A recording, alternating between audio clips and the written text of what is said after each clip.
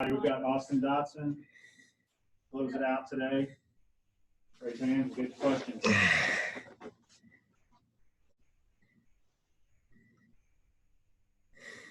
Larry. Yeah, Austin, it seems like it's been forever since you committed to Kentucky back, I think, at age 16, if I remember correctly. Now that it looks like you've got a chance to be a pretty big part of this team this year, which is what you always wanted. How significant, how important is that to you? It also means a lot to me, growing up, Eastern Kentucky, it's been my dream ever since I was little, even to play for UK. And it's just finally a dream come true, and finally getting my shot, and can't look back from here. What do you think has changed that's enabled you to get that shot this year? Well,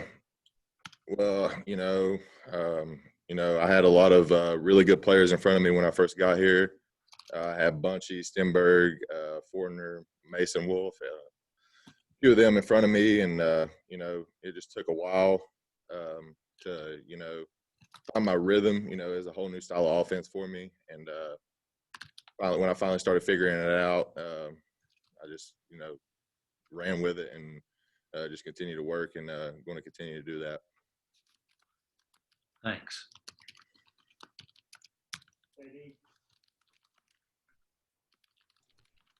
Hey, Austin. We've heard that they've moved you guys around a lot and tried to mix and match positions. I'm wondering, do you spend more of your time at one spot in particular, or have you been trying to master a couple of different positions? Well, I originally came in as a tackle, and I just wasn't really accustomed to that. And then I've just been mostly working at right guard and left guard this camp, and that's basically where I've been staying at, is mostly right guard for right now. As a follow-up, what's it like having somebody, like Drake, who's played a lot and really smart there in the middle to kind of help you, play off of him at guard? Having Drake there kind of just gives you a reassurance, because he's been here for a while, played a lot of snaps for us, and I know if I was to get in a game and I was to have a question, or like if I do something wrong in practice, I know we're going to get that corrected right then and there. And he's just a real leader on the O-line, and he's somebody I look to, and if I ever have a question, I can go to him and not have to worry about trying to figure it out by myself, because I have him to reassure me and keep me on track. Thank you. Josh.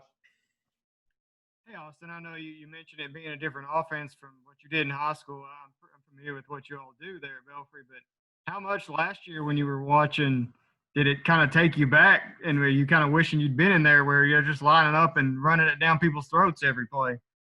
I felt like that was what I was really accustomed to, coming from wing T offense with Coach Haywood. It was just a smash mouth style of football, and I really wish I could have got in, but I wasn't. I don't feel like I was up to par with the people that was in front of me, and it would have been awesome to get in there and just run block every play, but now it's going to be, I got to do it all, and just got to work and keep improving. What for you? What has been the toughest thing, as far as, obviously the position change, but to get used to what you've got being asked to do in this offense? I would definitely say the pass rush and pass setting, because I never done that at Belfry. Even at Belfry, when we passed the ball, we passed the ball 18 times my whole senior season, and when we passed the ball, it was a play action style pass, so we came off as a run block, and I wasn't used to setting back and having them come at me. I was used to being the aggressor and attacker rather than trying to go off what they do. And I was used to just, being the enforcer on the block rather than like trying to set back and stop it. John Hale. Austin, just what kind of is your relationship still with Cole Bentley, and what does it say about Belfry now that you've got two offensive linemen who are really key players for top 25 teams now in college football? Me and Cole, he'll forever be my brother. I played with him ever since we was in 6th grade, and I still talk to him on a daily basis. Talked to him before the game. Louisville played the other day. Wished him luck. Told him I loved him and wished him the best. And it says a lot for back home because being the style of offense that we do run, there's not a lot of recruitment that goes on in that area. If you get recruited, it's because you go to camps and rivals and all that. But that's just something I've never done. And there's a lot of high caliber players that do come out of Eastern Kentucky. And I'm sure that there's going to be quite a few more. And it's just a place that just don't really get a lot of looks just because it's so isolated. Obviously, I think mostly in Eastern Kentucky, it's safe to say it's UK territory. But having you and Cole at rival schools, what's it like in the Belfry halls these days in terms of who's rooting for who? It's kind of neutral, honestly. We're all really close family out there, and we're still, going to be brothers to the end. I mean, even if it's just, whatever it is, you got Louisville fans, you got Kentucky fans, but they usually come together and root both of us on and want us both to succeed. Thanks, Austin. John Clay.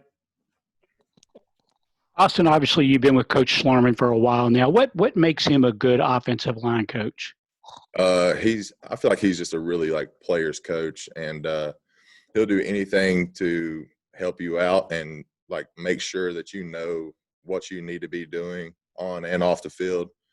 He pushes us in the classroom, pushes us on the field, in the film room, just in everyday life. And, he's somebody that if I need to, get something off my chest or talk about some issues, then I know I can go to him and talk to him.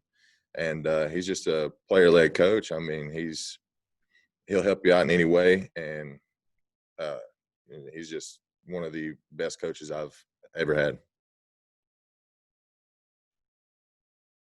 Nick.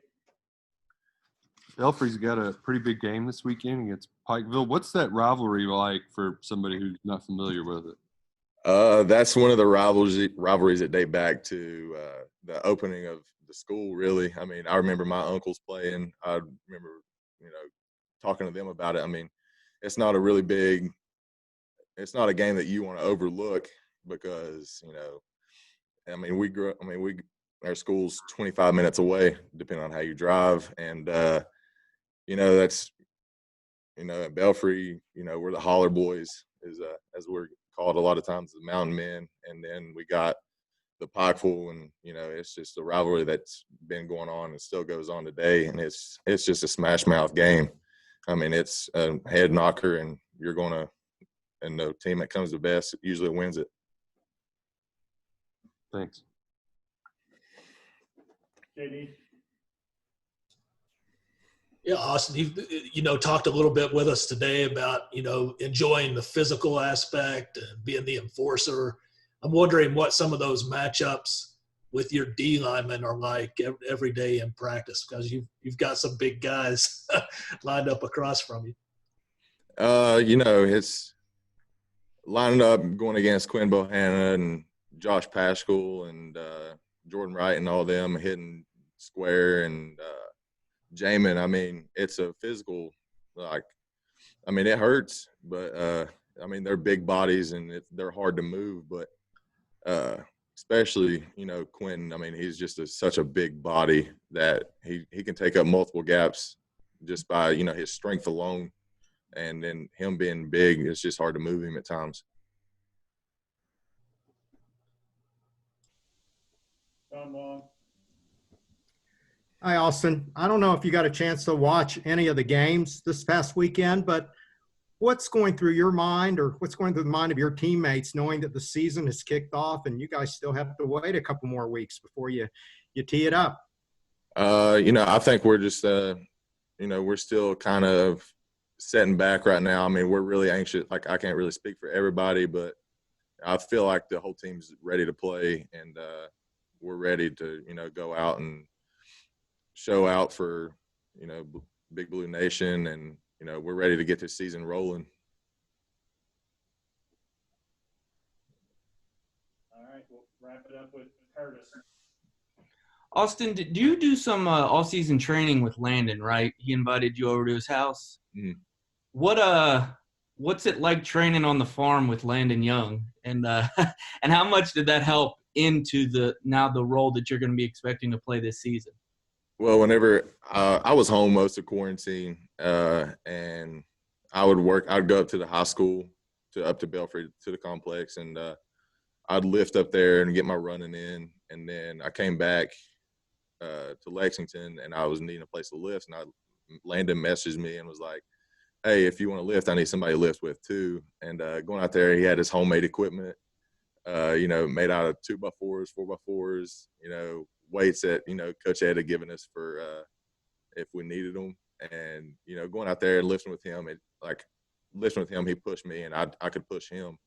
And just knowing that, you had somebody else there that was, striving to be better. And, I've always kind of me and Landon's always had that rivalry in the weight room to see who's going to get the most weight that day, who's going to lift the most, who's going to, see who's going to get the most weight by the end of the day.